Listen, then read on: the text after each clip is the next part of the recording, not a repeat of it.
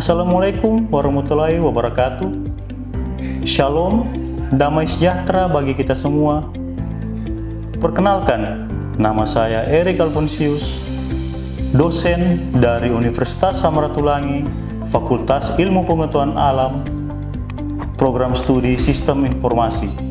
Perkenankan saya untuk menjelaskan mata kuliah yang saya ampu, yaitu mata kuliah pemrograman website dengan metode DIII atau Delivery, Interaction, and Assessment. Video ini dibuat dengan tujuan untuk memenuhi salah satu persyaratan sertifikasi dosen tahun 2024, yakni pernyataan diri dosen dalam unjuk kerja Tridharma Perguruan Tinggi atau PDD UKT PT, khususnya di aspek pengajaran. Berikut ini saya akan memulai untuk menjelaskan deskripsi dan informasi umum terkait mata kuliah pemrograman website. Mata kuliah ini merupakan mata kuliah wajib bagi mahasiswa semester 6 pada program studi Sistem Informasi, khususnya di Fakultas Ilmu Pengetahuan Alam Universitas Samratulangi. Mata kuliah pemrograman website ini memiliki bobot sebesar 3 SKS, di mana teori mendapatkan 2 SKS dan praktikum sebanyak 1 SKS selama 1 semester ke depan. Mata kuliah pemrograman website ini bertujuan untuk membekali mahasiswa dengan pengetahuan, konsep, dan keterampilan dalam merancang serta mengembangkan aplikasi website. Pada mata kuliah ini akan dibahas tentang konsep dasar pengembangan website, perancangan dan implementasi front-end dan back-end dari suatu website, serta teknik integrasi API dan manajemen basis data di suatu aplikasi website.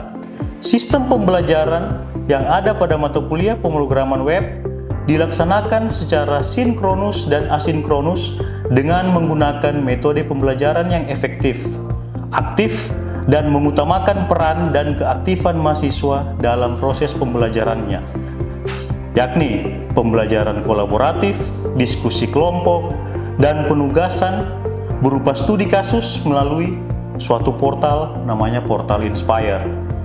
Pembelajaran mata kuliah pemrograman website ini dilakukan selama kurang lebih 16 pekan, di mana 7 pekan pertama adalah sebelum ujian tengah semester atau UTS, lalu pekan UTS, kemudian 7 pekan berikutnya sebelum ujian akhir semester atau UAS dan pekan UAS yang ada. Metode pembelajaran yang digunakan tergantung dari bahan kajian atau materi pembelajaran yang akan disampaikan.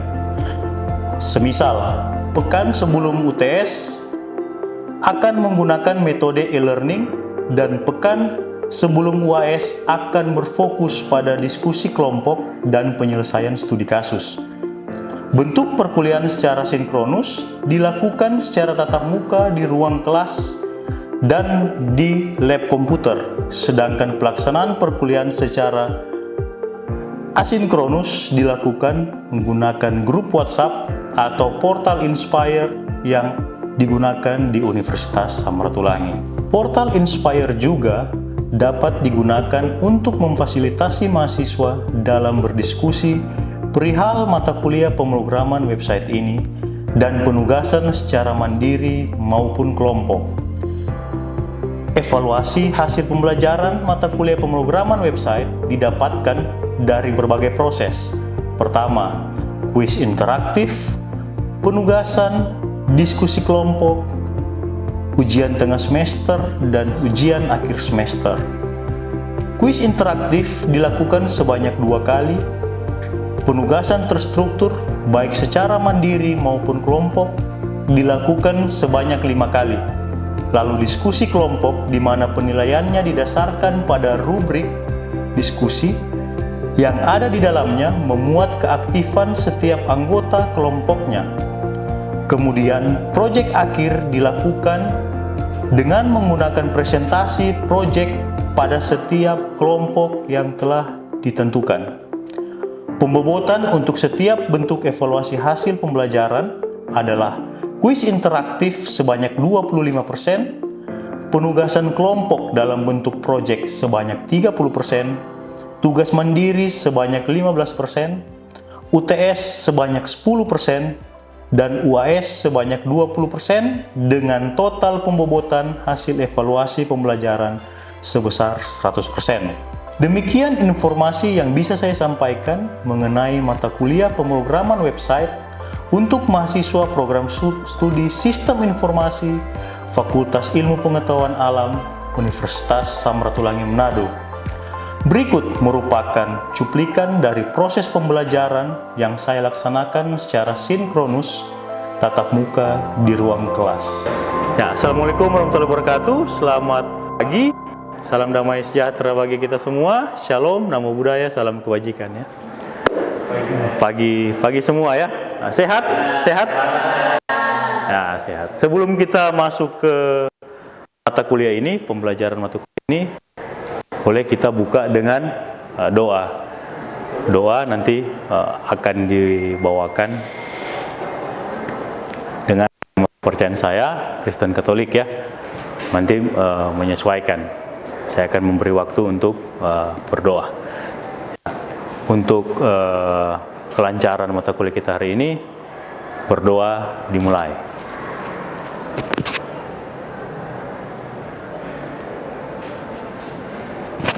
Oke, selesai. Oke, izin saya share.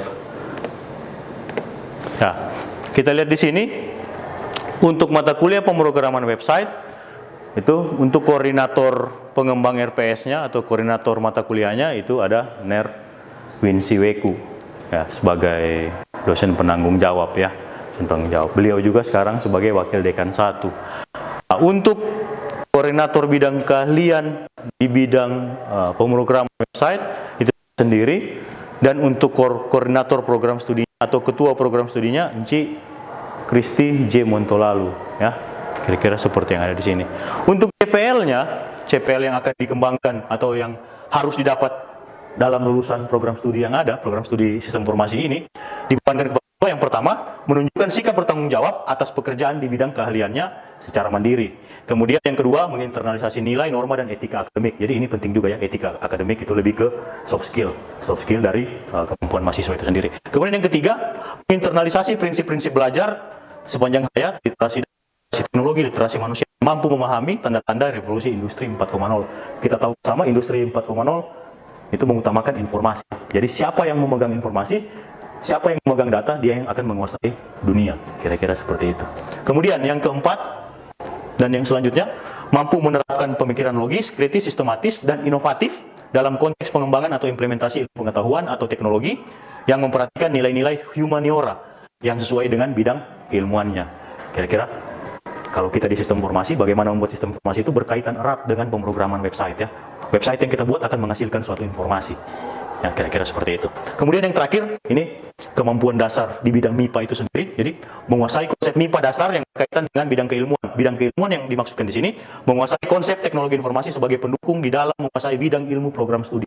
Seperti saya bilang tadi, bidang ilmu program studi, kita menghasilkan suatu informasi. Jadi, website ini penting sekali.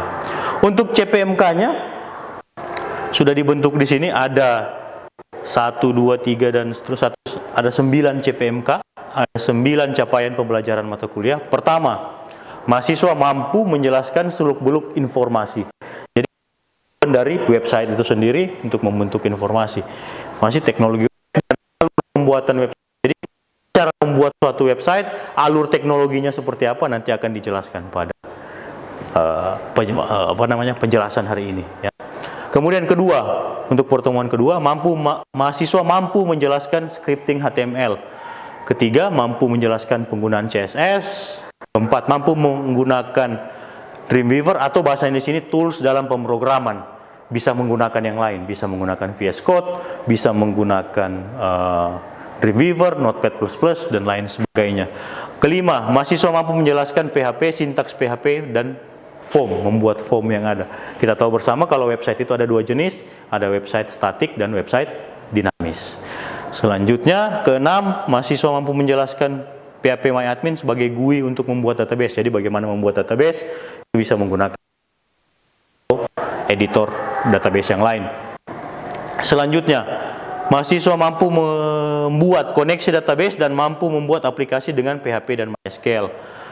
Selanjutnya ke-8, mahasiswa mampu menjelaskan serta membuat aplikasi yang menggunakan session. Jadi kita bisa menggunakan session pada waktu diakses website tersebut. Pertama kali kita buka sampai berakhirnya website itu menggunakan session. Dan yang terakhir, mahasiswa mampu menjelaskan seluk-beluk informasi, teknologi web, dan alur pembuatan website. Jadi ini berhubungan dengan proyek keseluruhannya. Jadi ada proyek yang dihasilkan. Oke, sampai situ. Untuk pertemuan hari ini, kita akan menjelaskan tentang, ini pertemuan pertama. Jadi, dari segi CPMK-nya, mahasiswa mampu memahami teknologi web. Teknologi web seperti apa? Pertama, tentang informasi. Yang kedua, tentang konsep client server. Ketiga, teknologi website dinamis. Keempat, profesi yang berhubungan dengan website itu sendiri. Untuk metodenya, kita menggunakan kuliah dan brainstorming. Jadi, akan ada penjelasan dan tanya jawab ke mahasiswa dan ada diskusi kelompok untuk membahas tugas-tugas apa yang atau proyek apa yang akan mereka kerjakan. Indikatornya di sini ketepatan menjelaskan teknologi web, bentuknya ceramah, diskusi, dan tanya jawab. Oke, saya langsung masuk saja ke manajemen informasi dan teknologi website. Ada yang tahu enggak tentang website? Apa itu website? Website? Website itu halaman informasi yang disediakan melalui jalur internet. Oke, halaman informasi yang bisa kita akses di internet yang menjadi sumber data ya, kira-kira seperti itu. Ada lagi? Daniel? Website itu berfungsi untuk menyebarkan informasi. Untuk menyebarkan informasi, oke. Nah, tapi lebih tepatnya nanti kita akan masuk ke materinya. Sebelum kita masuk ke materinya, kita harus tahu dulu apa yang kita mau buat di mata kuliah ini. Ya, apa yang kita mau buat di mata kuliah ini, di mata kuliah pemrograman website ini. Kata pemrograman website terdiri dari dua kan. Jadi kita bahas pertama tentang pemrograman itu sendiri. Apa itu arti pemrograman? Asal kata pemrograman apa? Nyalon? Asal kata Pemrograman adalah suatu langkah untuk menulis, menguji, atau memperbaiki suatu sistem yang kita. Oke. Menulis, menguji, dan menampilkan ya, suatu informasi. Nah, kalau di sini arti kata pemrograman terdiri dari kata apa? Kata asalnya apa? Pemrograman. Bahasa kata dasarnya pemrograman apa? Ada? Carmen? Kata dasar pemrograman apa? Program. Ya, program. Yang bisa, sesuatu yang bisa dijalankan di komputer. Ada lagi? Ivankah? Kata program apa? Suatu rancangan komputer. Rancangan apa? Rancangan komputer. Desain. Boleh? Tidak apa-apa. Evan? Tahu arti kata program? Membuat langkah-langkah. Langkah-langkah, berarti ada kata langkah-langkah di situ. Langkah-langkah untuk membuat sesuatu. Ya, kira-kira seperti itu. Ada? Serangkaian instruksi. Instruksi? Boleh. Jadi misalnya program makan. Jadi ada instruksi untuk makan. Ada jadwal untuk makan. Berarti kalau berbicara tentang program komputer, berarti serangkaian instruksi yang ada di dalam komputer. Oke, instruksi apa yang bisa dijalankan komputer? Nah, instruksi untuk menyelesaikan permasalahan tertentu. Jadi kalau kita kaitkan, saya kembali ke pelajaran bahasa Indonesia, arti kata pe dengan an yang ada di situ, berarti menunjukkan suatu proses. Misalnya, pemukulan, proses untuk memukul. Pemrograman, proses membuat program. Berarti di mata kuliah ini akan belajar bagaimana cara membuat suatu program. Program apa? Program sana di ujung. Program website. Nah, oke. Sudah mulai nangkap apa yang kita akan belajar. Jadi kita akan belajar membuat suatu website, membuat suatu program. Program apa? Program yang dikerjakan di komputer ya, untuk menghasilkan suatu informasi. Lanjut. Ngasih definisinya. Kemudian kalau kita sudah tahu apa artinya pemrograman, sekarang kita beralih ke website. Website, kalau kita tarik menjadi bahasa Indonesia, artinya situs web. Kalau kita berbicara situs, tahu arti situs nggak? Berarti kalau kita berbicara situs, berarti ada tempat yang menyediakan halaman-halaman interaktif di situ. Ada halaman atau tempat yang menyediakan halaman-halaman informatif sebagai informasi yang ada di internet. Ya, berarti kita buat itu suatu tempatnya yang pada waktu kita buka terdapat halaman interaktif yang dapat menampilkan informasi-informasi yang ada di internet. Ya, paham ya? Sampai situ sudah paham ya? Dari artinya. Jadi kalau kita kaitkan dengan pemrograman website, berarti ada proses membuat suatu halaman yang tersedia informasi di dalamnya. Ada proses membuat halaman-halaman itu. Ya, sampai situ oke? Gimana? Sampai situ ada yang mau ditanyakan? Pas ya? Jadi sesuai dengan arti kata sistem informasi ya. Kalau kita berbicara kata sistem informasi, berarti sistem yang menyediakan suatu atau menghasilkan suatu informasi. Kira-kira seperti itu.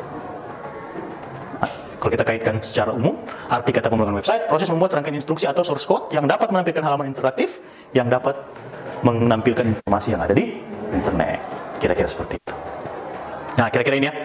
Ini menurut survei Stack Overflow dari 47.000-an orang yang bergerak di bidang developer profesional ya, developer profesional.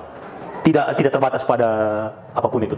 Pertama, yang paling digunakan sekarang ini pertama adalah JavaScript sebanyak 69,7%. Kemudian kedua HTML CSS 62,4%, SQL 56,9%, Python 41,6%, Java 38,4%, dan PHP 25,8%. Ya, kira-kira seperti ini. Ini kalau mau lihat dari datanya itu ini. Dari responden yang di survei itu. Nah, lanjut. Kalau kita sudah tahu apa itu pemrograman website, kita beralih ke kontennya, ke informasinya. Saya ingin tanyakan lagi. Apa itu informasi? Ada yang tahu? Atau mana lebih dulu? Informasi atau data? Ada yang tahu? Data terlebih dulu, baru informasi. Informasi apa artinya? Saya benar, informasi itu kumpulan data. Informasi kumpulan data. Jadi mana lebih dulu? Data atau informasi? Data. Jadi apa itu informasi? Informasi merupakan hasil dari pengolahan suatu data yang dimasukkan ke dalam komputer. Sedangkan data merupakan fakta atau peristiwa atau kejadian. Jadi fakta misalnya begini, sesuatu yang terjadi di sekitar kita, misalnya ada yang ada di ruangan ini, yang ada di lab komputer. Itu namanya fakta, berarti sudah terjadi. Kemudian fakta yang telah terjadi itu kemudian kita inputkan ke dalam komputer menjadi data. Jadi data ya. Jadi fakta yang telah dimasukkan ke dalam komputer menjadi data. Misalnya begini, data mahasiswa. Misalnya begini, di dalam ruangan ini ada berapa mahasiswa yang ada di sini? Ada berapa mahasiswa? Contoh, mungkin 10 atau 15-an. Ya. Kenyataan atau fakta yang ada di ruangan ini, itu belum, kalau kita belum masukkan ke dalam komputer, belum menjadi data. Harus kita inputkan dulu ke dalam komputer, baru menjadi data. Kemudian data tersebut, kita olah sedemikian rupa, dan punya nilai bagi orang, itu menjadi suatu informasi. Sampai situ sudah paham ya? Jadi pertama itu fakta, peristiwa atau kejadian,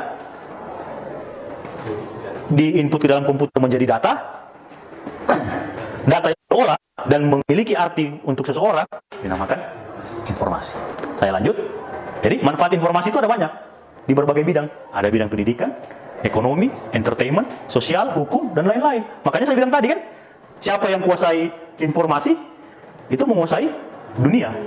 Makanya coba kamu lihat sekarang, Google saja itu mengumpulkan informasi dari setiap klien-kliennya. Siapa klien-kliennya? Kita yang menggunakan handphone, kita yang menggunakan smartphone yang terhubung ke dalam Google. Email kita apa? Pakai apa? Pakai Google.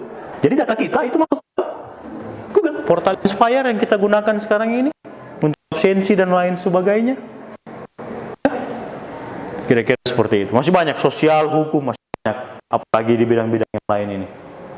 Kemudian, ini yang harus kita pahami. Kalau kita ingin membuat suatu website, ini yang harus kita pahami. Ini saya kasih catatan sama kalian. Website itu harus online supaya bisa ditampilkan informasinya ke semua orang. Boleh seperti itu? Boleh ya? Boleh dipahami ya? Website itu harus online. Jadi semuanya perangkat yang ada itu terhubung dengan internet atau bahasa Indonesia itu dalam jaringan atau daring dalam jaringan. Jadi website itu harus ada di salah satu perangkat. Dari perangkat itu nanti terhubung ke internet, dari internet akan diakses melalui banyak platform. Ada namanya konsep client server, ya, konsep client server. Ada satu PC ke online selama 24 jam.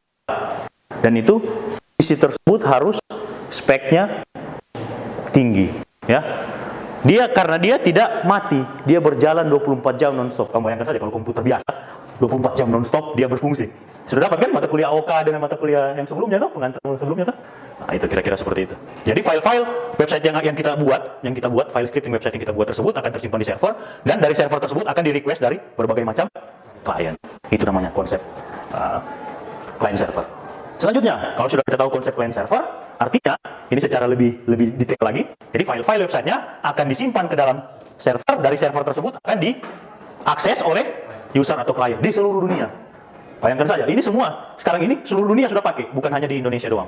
Seluruh dunia. Bayangkan berapa banyak user yang aktif di situ dan berapa banyak kepentingan di situ.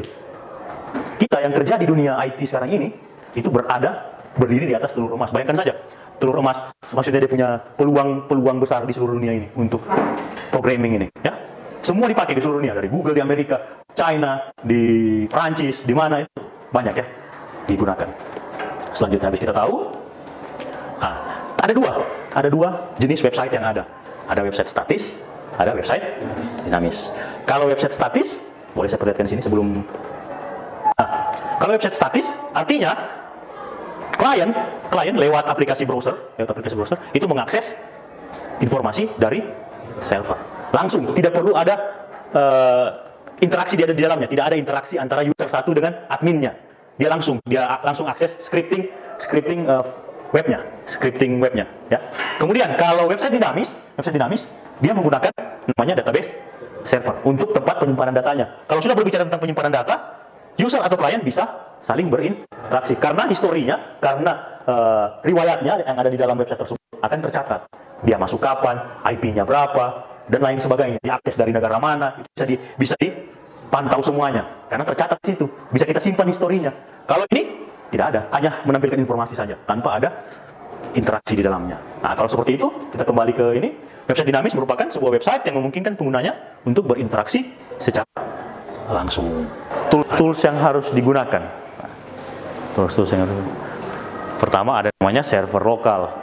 Exam, WAM, LAM, bisa pakai Django atau bisa pakai apa? Banyak server lokal yang ada. Driver website dan driver database atau basis data. Driver website kita menggunakan Apache. Driver database kita menggunakan MySQL. Sudah diinstal aplikasinya? Sudah diinstal. Sudah kamu lihat kan? Di situ ada Apache, harus di start. Kemudian ada database MySQL, harus di start. Kalau tidak dijalankan itu dua, tidak akan jadi, tidak akan muncul di browser. Ya, kira-kira seperti itu. Ketiga, ada yang namanya editor source website. Jadi kalau kita mau membuat website, ada editornya, ada aplikasinya yang bisa kita edit, yang bisa kita create. Itu bisa pakai Media Dreamweaver, bisa menggunakan Notepad++, bisa menggunakan Office, bisa menggunakan Visual Code Studio, dan lain sebagainya. Masih banyak tools yang bisa digunakan, ya. Dan ini saya tambahkan namanya editor database. Selain bisa menggunakan PHPMyAdmin, tadi seperti saya jelaskan di RPS, bisa menggunakan editor database. SQL Log, PHPMyAdmin, SQL Front, Genie, dan lain sebagainya. Yang terakhir, mungkin ada profesi yang bisa kita capai dengan teknologi website ini, dengan pemrograman website ini. Pertama ada web designer, kemudian ada web programmer. Ini berbeda. Website designer itu untuk menampilkan, untuk membuat tampilan-tampilannya, supaya lebih menarik, supaya lebih cantik dan lain sebagainya. Berbeda dengan web programmer, ini dia buat dari awal software webnya secara lebih komprehensif. Dia kerjakan dari awal source-nya, tampilannya, alur-alurnya dan lain sebagainya. Ini namanya web programmer. Ada namanya web administrator, khusus untuk admin web. Kalau kita sudah pernah mengonlinekan web, ini ada yang bertugas di penyedia jasa untuk menghostingkan kita punya website. Ada namanya web administrator. Ada webmaster, dan terakhir web developer. Ya. Oke. Jadi fokus pembelajaran kita semua yang ada di sini, dengan adanya suatu website dapat menyediakan informasi untuk semua pihak. Oke, sebelum orang masuk ke sebelum kita masuk ke evaluasi untuk hari ini, nanti coba buka aplikasi Quizizz-nya. Boleh dibuka aplikasi Quizizz-nya. Saya akan lihat sampai mana pemahaman dari kalian, ya, terkait pertemuan hari ini. Nah, boleh masuk ke sini, ya. Sampai sejauh mana? Nanti akan kelihatan di sini. Tidak susah aja, tidak susah dia punya soal sesuai dengan materi yang tadi. Boleh? Sudah semua? Saya start ya. Ya. Ya, silakan.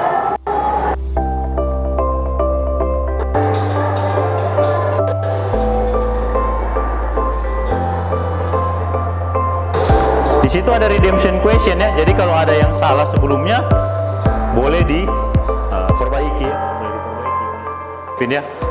Luar biasa. Siapa kita lihat yang tinggi? Niel ternyata ketiga. Wah, mantap. Dan Evan, Evan. Mantap ya. Luar biasa. Ya, satu lupa saya ingatkan tadi, untuk sumber yang akan kita gunakan itu ada namanya buku tentang pemrograman website interaktif, kombinasi HTML, PHP dan MySQL dalam pembuatan aplikasi dinamis. Itu untuk tim pembuatnya ada saya sendiri, ada Bener Stefano, ada Bener Wisart, Bener Edwin, dan Bener Dr. Wincy ya. Ada yang mau ditanyakan? Saya berikan waktu ke kalian untuk pembentukan kelompoknya dan masukkan di Inspire ya untuk kelompok-kelompoknya. Portal Inspire itu seperti begini. Semua kita akan beraktivitas di portal Inspire ini. Kita sudah tahu kan, sudah semester 6 masa tidak pernah pakai Inspire. Jadi absensinya, tugas-tugasnya kita akan masuk ke portal Inspire. Ya kan? Untuk kode absensinya boleh di inputkan. Saya ada waktu 1 menit ya untuk menginputkan kode absensinya. Oke, untuk tugasnya saya masukkan di sini ya. Itu masuk tugas studi kasus. Nanti masuk di tugas studi kasus, ada di sini. Nah, untuk tugasnya ya ditampilkan ke mahasiswa. Boleh kita simpan. Ya, kira-kira seperti ini nanti munculnya. Silakan nanti kalian masukkan diskusi. Habis ini diskusi, kalian diskusi sesama anggota kelompoknya. Maksimal 2 orang, boleh sendiri, boleh 2 orang. Kalau sudah nanti tinggal dikumpulkan ya. Inspire. Tugas-tugas hari ini untuk selama seminggu ke depan. Oke? Boleh? Dan secara singkat saya ingin menampilkan sedikit untuk akhir itu struktur HTML dasarnya. Kira-kira seperti apa struktur HTML dasarnya? Kita pakai Visual Studio Code di sini. Di sini ada tag HTML, cara penulisannya seperti ini, tag HTML. Tutup lagi. Ini untuk di bagian atasnya ya. Untuk bagian atasnya tag title. Title-nya misalnya website pertama saya. Kemudian tag title. Di sini ada tag head dulu sebelum tag title. Head. Di sini ada tag head. Kemudian ada tag body. Halaman website pertama saya. Kira-kira seperti ini. Untuk tag dasarnya ada tag HTML, tag head itu bagian kepalanya yang bagian atas. Kemudian ada tag body itu isinya yang ada di kertas kerja, di worksheet yang ada di browser, dan ditutup. Kira ini seperti ini. Untuk bahasanya, untuk instruksinya, ya itu yang akan kita buat selama semester ini. Minggu ini dan terus ke depan. Oke, boleh? Mungkin waktu sudah menunjukkan berakhirnya mata kuliah ini. Oke. Boleh mungkin kita tutup dengan doa. Saya akan mulai doa, tapi dengan kepercayaan dan keyakinan saya sebagai Kristen Katolik ya. Berdoa mulai. Oke. Selesai ya.